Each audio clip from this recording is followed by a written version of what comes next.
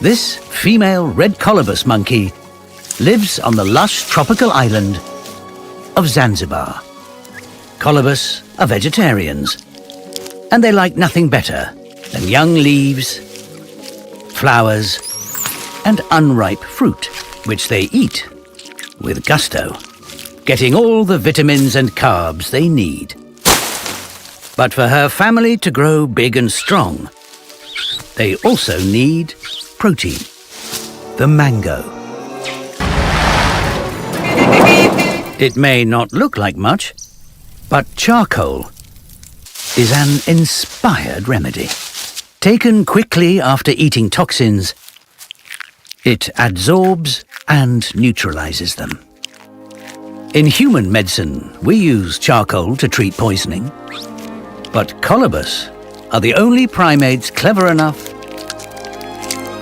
to have figured this out for themselves.